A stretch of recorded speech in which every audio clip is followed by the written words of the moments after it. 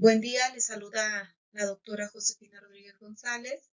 En esta ocasión vamos a analizar los elementos para construir la introducción de su tesina, intervención educativa o memoria profesional, según sea el caso, tomando como base los lineamientos que establece la maestría en educación y desarrollo profesional docente. Es importante mencionar que los aspectos que se pretenden desarrollar en este cuarto semestre son la introducción de su trabajo, el capítulo 3, en el que se enfoca los resultados y las conclusiones del estudio, esperando pues tener su primer borrador de su tesina, memoria o intervención educativa. En el caso de la introducción de su investigación, pues bueno, esta se desprende del protocolo de investigación que fue elaborado en el primer semestre. En estas líneas podemos visualizar una breve síntesis de lo que se trabajó en su protocolo de investigación. Pero bueno, ¿cómo iniciar la introducción de nuestra tesina o memoria profesional según sea el caso? Hay que tener presente que la finalidad de este apartado es introducir al lector a la problemática de estudio, los objetivos y el contenido que se desarrolla o se desarrolló a lo largo de su tesina, intervención o memoria educativa. Para su elaboración, pues vamos a retomar los elementos que fueron trabajados en el protocolo de investigación, que son los que ustedes ven aquí. También es importante decir que, bueno, vamos a hacer pequeños cambios, entre ellos, pues hacer una redacción que tiene que ser fluida y revisar que aquellos apartados que fueron escritos en tiempo futuro, pues se pasen al pasado, por ejemplo, como el estado del arte. Si bien cuando hicimos este protocolo de investigación se tuvieron títulos, como los podemos observar en cada uno de los temas, en esta ocasión lo vamos a hacer a texto seguido, sin divisiones, pero marcando claramente dónde se cambia de subtema. La extensión de la introducción de su tesina debe ser breve, pero suficiente para dejar claridad de los distintos aspectos del trabajo. Es importante mencionar que la redacción del texto debe ser en tercera persona o impersonal y únicamente en la exposición de la problemática puede retomarse en primera persona debido a que esto implica el punto donde nace la investigación, ya sea de algo que fue observado durante la práctica docente o bien que lo hayan vivido durante su formación o algo que les haya sucedido en su entorno. En este sentido, pues los elementos centrales para la elaboración de la introducción van a ser la problematización, el diagnóstico para quienes realizaron una intervención, el estado del arte, las preguntas de investigación, el objetivo general, los objetivos específicos, la hipótesis, seguida de la justificación, marco conceptual, metodología y al final vamos a agregar un resumen del capitulado. Para poder entender cada uno de estos elementos, vamos a irlos trabajando y haciendo una breve explicación. La introducción de su trabajo se inicia con la problematización, haciendo ver cuál fue el problema que se investiga, de dónde surge, algunos de sus efectos y consecuencias, los elementos que intervienen, cómo se manifiesta y mostrar algunos referentes empíricos que se han observado en la práctica. Y en el caso de que esta problemática que ustedes están analizando pueda visualizarse con datos estadísticos, pues bueno, esto va o forma parte de la problematización. Para el caso de quien su investigación es una intervención educativa, habrá de integrar dentro de la problemática el diagnóstico que surge de la aplicación del instrumento que ustedes realizaron, ya sea una encuesta o una entrevista, examen, que muestre o que ayude a mostrar el problema. Es importante mencionar que por decisión del propio estudiante en conjunto con su asesor o asesora, este apartado también se puede llevar a algún capítulo dentro de su tesis. En esta diapositiva pueden ver un ejemplo breve de la introducción del estudio. En el primer párrafo de la introducción se muestra la problemática o tema de investigación que básicamente podríamos decir que es un reflejo del objetivo. En el ejemplo que ven ustedes en pantalla, retomado de la tesina de Alonso Garza, que está disponible en el repositorio institucional Cascán, vemos cómo se integran las ideas centrales de la investigación, en donde se hace visible el lugar en quienes se enfoca y el ciclo escolar que fue aplicado. Siguiendo la idea de los elementos a integrar dentro de la problemática, viene o se integra el problema empírico, los cuales surgen de algo que fue observado o de algún tema de interés de la o el alumno. Una vez descrito este aspecto, se plantea la interrogante o las interrogantes de la investigación.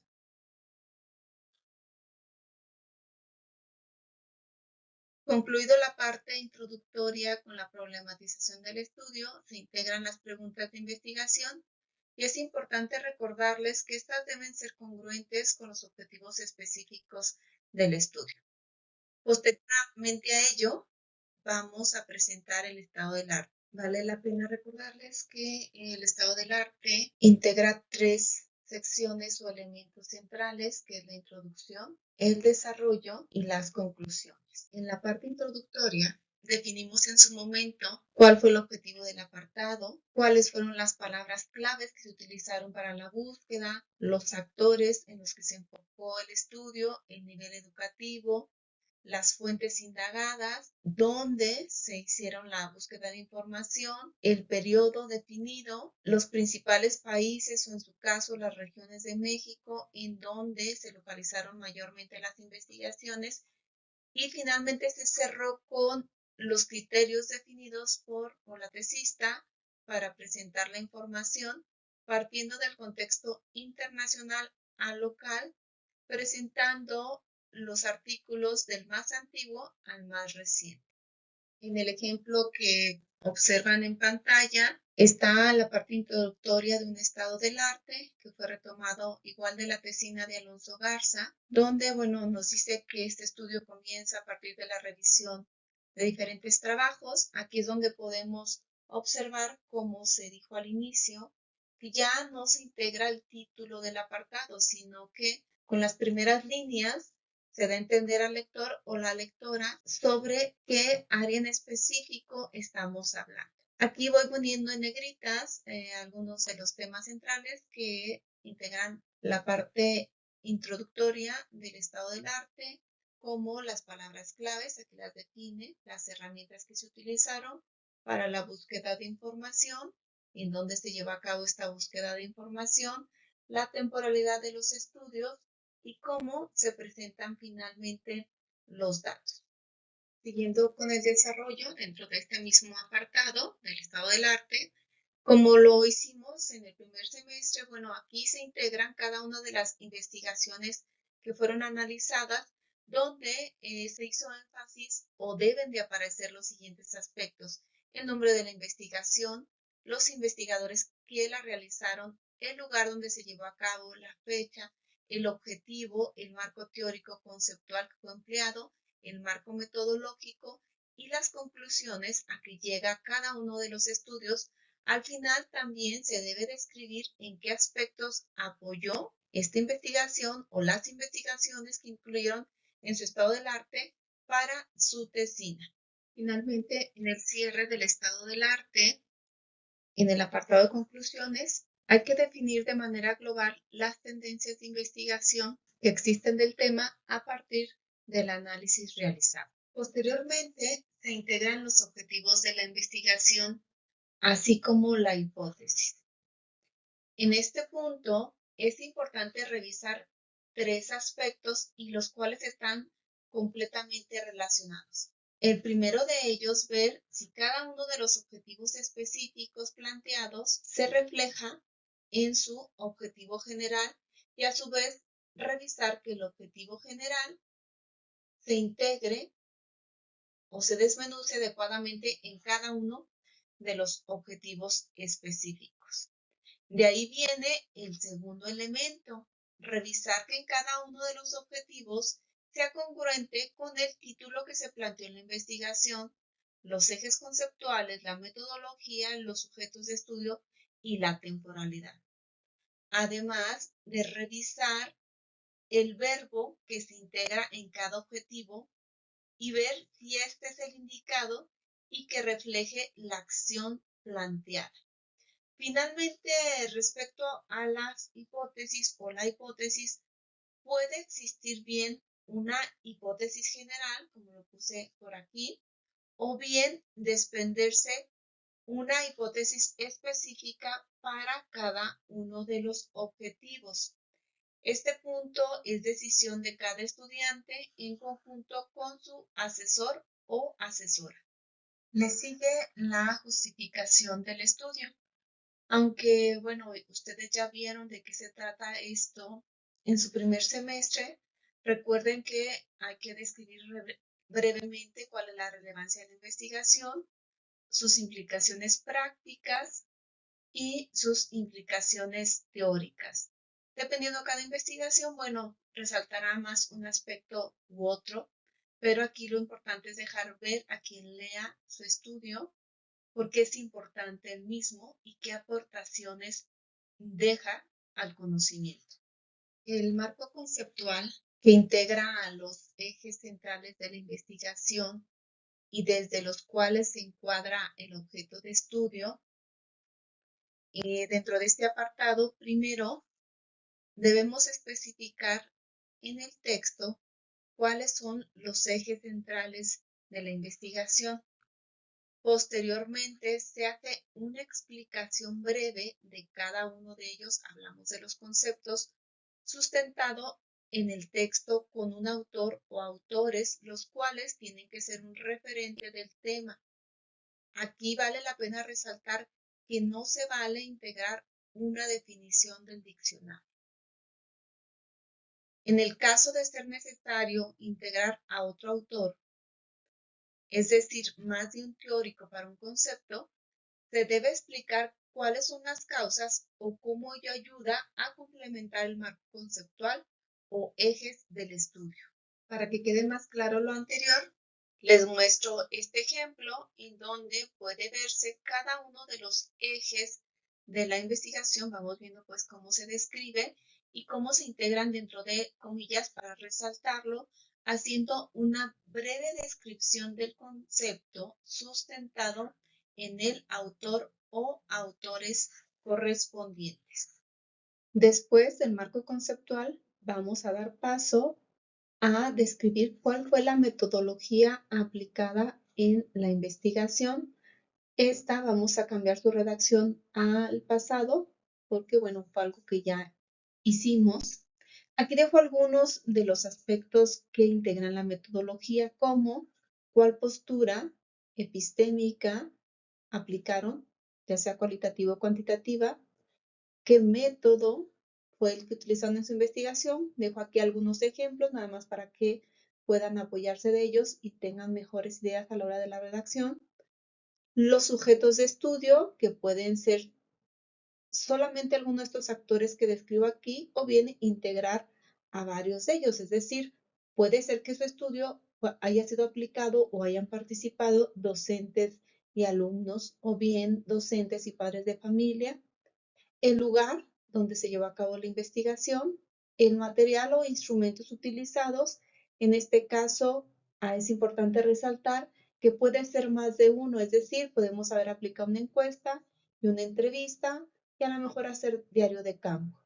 La temporalidad del estudio, es decir, cuándo se desarrolló, y el procedimiento aplicado para llevar a cabo esta etapa del trabajo de campo.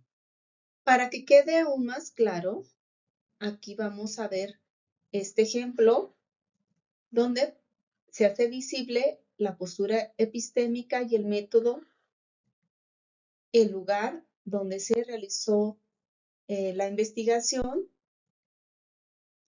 los sujetos de estudio y, como pueden ver aquí, algunas de sus características centrales, el material o instrumentos empleados. Aquí en este caso Fueron dos, un cuestionario y un instrumento, que fue la entrevista semiestructurada, y finalmente el procedimiento que se siguió durante el proceso del trabajo de campo y la temporalidad del estudio. Una vez concluidos todos los elementos centrales de la investigación, se procede a explicar el contenido que se desarrolla en cada uno de los capítulos del trabajo de su tesina, intervención educativa o memoria profesional. Esta explicación debe ser corta, pero muy precisa, permitiendo a quien lea su trabajo entender el objetivo que se busca en cada apartado y los temas desarrollados. Para que pueda quedar un poquito más claro lo anterior, les muestro el siguiente ejemplo. Se parte explicando de cuántos capítulos o por cuántos capítulos está estructurado la tesina. Como en este caso, mencionamos que son 3 capítulos los que integran esta investigación. Después pasamos a describir cómo se titula el primer capítulo del que estamos hablando. Desde aquí inicia el título, el cual puede ponerse en cursivas o entre comillas para que quede un poquito más claro. Las líneas siguientes son esta breve definición de lo que se encuentra en este capítulo 1. Posteriormente vamos a pasar a describir brevemente el capítulo 2. Iniciamos pues diciendo en el capítulo 2, otra vez se integra nuevamente el título de ese capítulo y se describe. Con esto, jóvenes, daríamos por concluido la parte introductoria de su estudio para ya comenzar a revisar el resto de los capítulos.